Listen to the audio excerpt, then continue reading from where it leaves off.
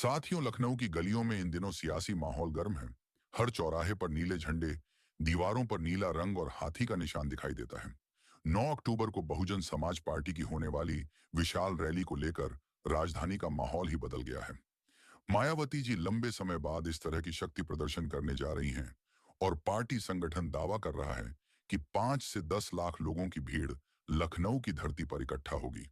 कहा जा रहा है कि यह रैली केवल एक राजनीतिक कार्यक्रम नहीं, बल्कि आने वाले पंचायत चुनावों और फिर 2027 के विधानसभा चुनावों की नींव रखने का प्रयास है। तैयारियों का आलम यह है कि 8 अक्टूबर की शाम से ही समर्थकों को राजधानी पहुंचने की अपील की जा रही है। नेताओं का कहना है कि जो लोग 9 तारीख की सुबह आएंगे, उन्हें रैली स्थल पर जगह नहीं मिलेगी। हर जिले से कार्यकर्ताओं और समर्थकों को बुलाया जा रहा है। बसपा की ओर से दीवारों पर नारे लिखे जा रहे हैं, पोस्टर लगाए जा रहे हैं और मोहल्लों में रैली का निमंत्रण बांटा जा रहा है। ऐसा लगता है मानो लखनऊ फिर से मायावती युग की ओर लौट रहा है। लेकिन इन सब के बीच राजनीति का एक नया अध्याय खुलता है। बहुजन राजनीति की वही जमीन जिस पर मायावती जी दशकों से खड़ी रही हैं, अब उसी पर चंद्रशेखर आजाद भी अपने कदम जमाने की कोशिश कर रहे हैं। उनकी पार्टी आजाद समाज पार्टी कांशीराम भी नीले रंग को ही अपनी पहचान मानती है। उनका भी झंडा नीला है, उनकी भी पोशाक नीले पटके से सजी रहती है।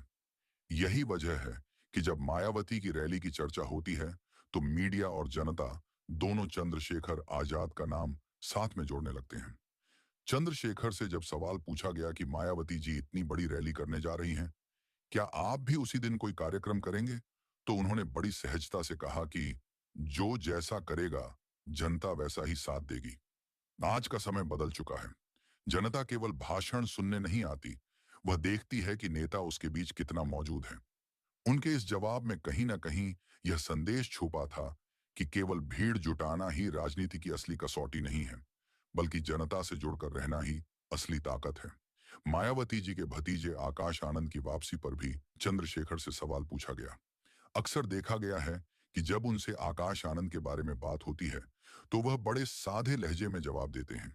इस बार भी उन्होंने कहा कि यह बसपा का घर का मामला है। कुछ लोग इसे तंज मानते हैं तो कुछ लोग इसे राजनीतिक शिष्टाचार। लेकिन इसमें कोई शक नहीं कि चंद्रशेखर आकाश आनंद को लेकर कभी पूरी तरह समर्थन में नहीं दिखते। कभी कभी उन्हें छोटा भाई कहकर पुकार लेते हैं, तो कभी उनकी राजनीति को घर का मसला कहकर किनारे कर देते हैं। यही असमंजस बार बार बहुजन राजनीति के समर्थकों को सोचने पर मजबूर कर देता है। मायावती जी के सोशल मीडिया पर एक्टिव रहने के सवाल पर भी चंद्रशेखर ने बिना नाम लिए तंज कस डाला। उन्होंने कहा कि आजकल बड़े बड़े नेता हमारे ट्विटर हैंडल देखकर ट्वीट कर रहे हैं। उन्होंने उदाहरण देते हुए कहा कि कानपुर पार्क का मामला उन्होंने उठाया, उसके कुछ घंटे बाद ही बाकी नेताओं ने उसी मुद्दे पर प्रतिक्रिया दी। मुरादाबाद की घटना पर भी यही हुआ। उन्होंने दावा किया कि यहां तक कि वाल्मीकि जयंती पर राष्ट्रीय अवकाश की मांग उन्होंने उठाई थी और बाद में दूसरे नेता उसी मुद्दे का श्रेय लेने लगे। उनके समर्थक तो साफ कहते हैं कि बहन जी आज चंद्रशेखर की रणनीति और मुद्दों को कॉपी कर रही हैं। यहां तक आते आते साफ दिखता है कि चंद्रशेखर खुद को एक नई बहुजन राजनीति का चेहरा मानने लगे हैं। उन्होंने साफ कहा कि उनके पास ताकतवर कार्यकर्ता हैं जो किसी भी परिस्थिति में उनके साथ खड़े रहते हैं। उनका कहना था कि मेरे पास दुनिया के सबसे अच्छे कार्यकर्ता हैं, यही मेरी ताकत है और इसी के सहारे मैं प्रदेश और देश की राजनीति को बदल दूंगा। उनके इस आत्मविश्वास से यह झलकता है कि वह केवल मायावती जी को चुनौती ही नहीं दे रहे, बल्कि अपनी पार्टी को राष्ट्रीय स्तर पर स्थापित करने का सपना भी देख रहे हैं। अब सवाल उठता है कि क्या सच में चंद्रशेखर आजाद मायावती जी के लिए चुनौती बन चुके हैं, या यह केवल मीडिया की घड़ी हुई कहानी है? बहुजन समाज की राजनीति में मायावती जी का योगदान असंदिग्ध है।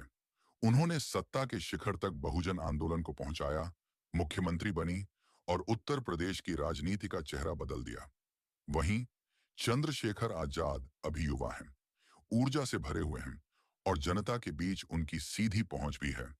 लेकिन क्या यह मायावती के अनुभव और उनके संगठन की ताकत के सामने टिक पाएगा?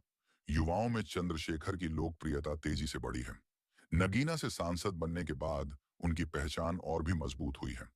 वहीं पंचायत चुनावों में भी उनकी पार्टी ने जगह जगह पर अपनी उपस्थिति दर्ज कराई है। लेकिन राजनीति केवल भीड़ या लोकप्रियता से नहीं चलती। इसके लिए मजबूत संगठन, रणनीति और संसाधनों की भी जरूरत होती है। यही वजह है कि आज भी मायावती जी की रैली का असर पूरे प्रदेश में दिखाई देता है। दिलचस्प बात यह है कि दोनों दलों का लक्ष्य और आधारभूत दर्शन एक ही है, बहुजन समाज को सत्ता तक पहुंचाना। लेकिन दोनों की शैली और रणनीति अलग है। मायावती का अंदाज शांति, अनुशासन और संगठन पर आधारित है, जबकि चंद्रशेखर का अंदाज तेज तर्रार, जुझारू और सीधा जनता से जुड़ने वाला है।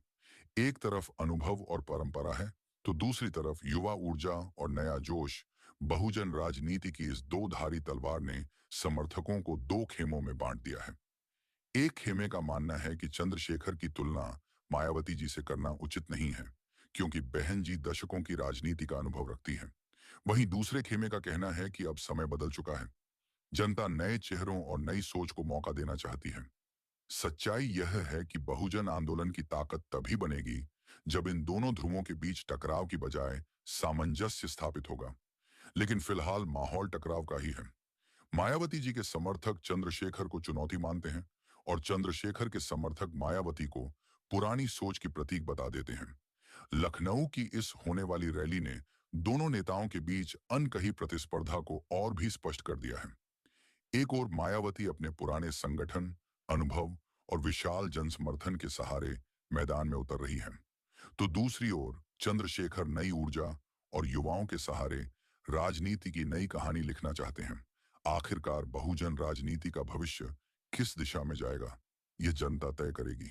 भीड़ कितनी जुटती है, नारे कितने गूंजते हैं, या किसके ट्विटर से कौन सा मुद्दा उठता है, यह सब राजनीति के क्षणिक पहलू हैं।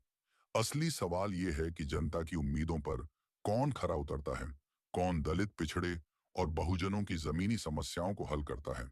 इतिहास गवाह है कि केवल भीड़ इकट्ठी करना सत्ता की गारंटी नहीं होती। जनता वही नेता चुनती है जो उसके सुख दुख में साथ खड़ा रहे। इस कसौटी पर अगर देखा जाए तो चंद्रशेखर और मायावती दोनों ही अपने अपने दावों और दावेदारी के साथ मैदान में हैं।